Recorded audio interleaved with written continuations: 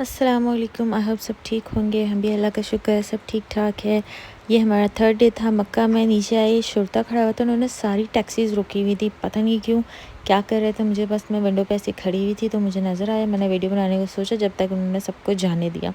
खैर मुझे भी नींद आ नहीं रही थी, रात के तकरीबन 2:30-3 बज रहे थे तो मैं आ गई थी नीचे अपने मुन्नू चुन्नू के साथ। यहाँ से मैंने जूस लिया था क्योंकि मुझे लग रही थी भूख, और कुछ थोड़ी बहुत शॉपिंग वगैरह की थी। उसके बाद मैं दोबारा होटल चली गई, वहाँ पे रेस्ट किया। फिर मैं निकली हूँ अब ज़ोहर के टाइम पे। ये दोपहर के टाइम है जिसमें से बहुत सारे लोगों का चेकआउट का टाइमिंग है, तो यहाँ पे बहुत सारे लोग खड़े हैं अपना सामान लेके जाने के लिए तैयार है, और मैं जा रही हूँ हरम की तरफ। तो बस चलते। यहाँ रात में ठंड है और दोपहर में बहुत गर्मी थी। ये मैं आपको एक और दफ़ा मेंशन करती हूँ, रमज़ान से पहले की टाइमिंग है, रमज़ान की टाइमिंग्स नहीं है, इसलिए मेरा कोई रोज़ा यहाँ पे इफ्तार करते हुए मैं नहीं दिखा सकती। थोड़े मसरूफ़ियत की वजह से थोड़ी लेट एडिट करनी पड़ी थी। फ़िलहाल ज़ोहर हो चुकी थी, मैं ज़ोहर के बाद निकली थी होटल से, तो सारी आवाम अपने घरों की तरफ, अपने होटल्स की तरफ जा रही थी और मैं हरम की तरफ जा रही थी। तो इसलिए ऐसा लग रहा है कि सिर्फ़ एक वाहिद मैं हूँ जो सिर्फ एक सीधी डायरेक्शन में चल रही हूँ, बाकी सब उल्टे डायरेक्शन में ही आ रहे हैं। तो इसलिए थोड़ा सा ये मुझे ऑकवर्ड लग रहा था चलते हुए। फ़िलहाल मैं हरम के सहन तक पहुँची तो यहाँ पे एक लंबी लाइन लगी हुई नज़र आ रही है। ये सिर्फ इसलिए है कि यहाँ पे जो बहुत से लोग हैं जो खाना डिस्ट्रीब्यूट कर रहे होते, नॉट लाइक सदका खैरात, लेकिन एक नॉर्मली हदिये के तौर पे यहाँ पे डिस्ट्रीब्यूट बहुत चीज़ें हो रही होती हैं। तो यहाँ कुछ खाना डिस्ट्रीब्यूट हो रहा था, जो बेचारे जो डिस्ट्रीब्यूट कर रहा था वो बोल रहा है लाइन लाइन लाइन, लेकिन बहुत से लोग थे जो बस बगैर लाइन चाह रहे थे कि हमें मिल जाए। थोड़ा सा सबको केयर करना चाहिए कि जो लोग दे रहे हैं अपने खुशी से आप लोगों को चीज़ें दे रहे हैं तो थोड़ा लाइन से आ जाएं। यहाँ दूसरी जगह एक और लाइन लगी हुई थी जो बहुत मैनर्स में लगी हुई थी, भाई सब बहुत आराम से तमीज़ से खड़े हुए थे। ये लाइन डबल जा रही थी, एक यूँ आ रही है फिर ट्विस्ट होकर दोबारा टर्न होती है, फिर ट्विस्ट होकर दोबारा 3 लाइन है जो एक ही क्यू बनी हुई है जिसको 3 रॉज में डिवाइड हुआ हुआ है। ये आई थिंक समझ गए होंगे जिस तरह मैं समझाना चाह रही हूँ आप लोगों को। थोड़ा सा मुश्किल कर दिया मैंने समझाने में, लेकिन समझ जाए तो थैंक यू सो मच। ये पहुंच चुके हैं हम मेन मलिक फ़हद गेट के सामने। रश बहुत था, बहुत। और अब तो रमज़ान में देखा है मैंने और सुना भी है कि डबल ट्रिपल रश हो चुका है। जब रमज़ान से पहले इतना रश था तो रमज़ानों में क्या हाल होगा भाई रश का।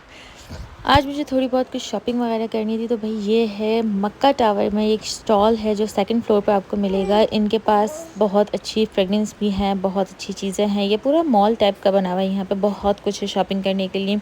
आपकी मर्ज़ी जो लेना चाहें ले सकते हैं। हम लोग यहाँ स्पेशली मैं यहाँ पे इसलिए आती हूँ कि इस स्टॉल पे यहाँ पे इनके पास मिलती है एक वैसलीन जो कि सेंटेड वैसलीन है। ये रखी हुई हैं, बहुत डिफरेंट फ्लेवर्स में हैं जो वैसलीन बहुत मज़े की इसकी फ़्लेवर्स होती हैं। तो यहाँ पे 2-4 फ्लेवर्स हैं जो मैं लाजमी लेके जाती हूँ जब भी मेरा मक्का आना होता है। ये एक और स्टॉल था जहाँ से हमने एक ज्वेलरी लिया था जो मुझे पसंद आ गया था तो वो ले लिया था। उसके बाद अब हम जा रहे हैं अपने बाहर की तरफ।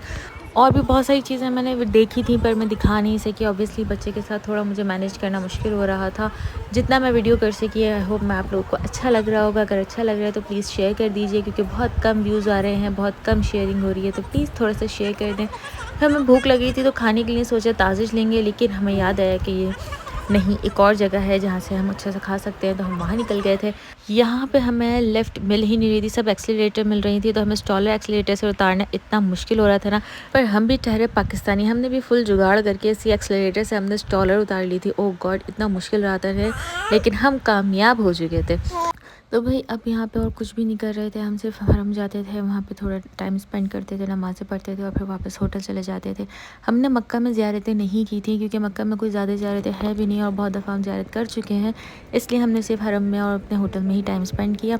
यहाँ हम आ गए थे कबूतरों की जगह पर, जहाँ से हमने बहुत सारे बाजुए ले लिए थे, दाने ले लिए थे, और हमने यहाँ पर किया बहुत सारा टाइम स्पेंड।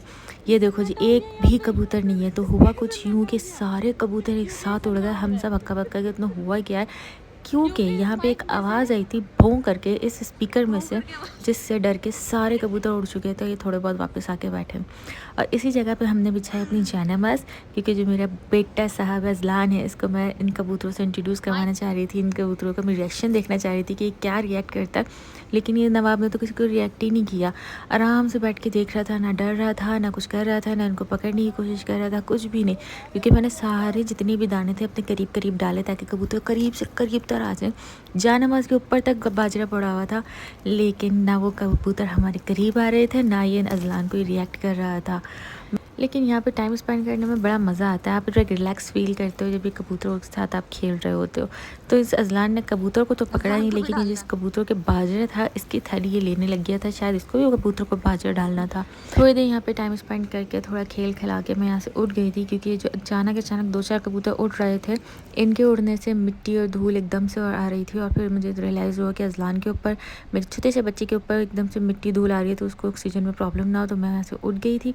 और फिर मैंने एक अपने लिए छोटा सा बचपना किया था।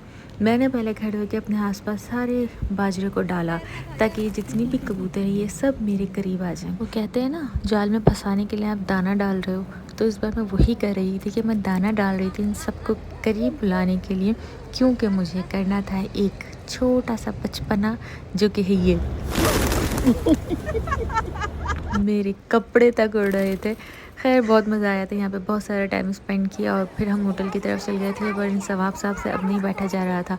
स्टॉलर में तो ये गोद में ही घू चल रहे थे, इतना रश तो यहाँ बिल्कुल ख़त्म नहीं हो रहा था। हमें इस गलियों में से कहीं एक पाकिस्तानी रेस्टोरेंट है जहाँ से खाना लेना था, पर वो बड़ी मुश्किल से हमें खाना वाना मिला। और फिर अब इसको, स्टॉलर को और इस छोटे से बच्चे को और मोबाइल को साथ लेके चलना इतना मुश्किल हो रहा था। ना स्टॉलर चल रही थी, ना मैं चल रही थी, ना वो वीडियो रिकॉर्ड हो रही थी।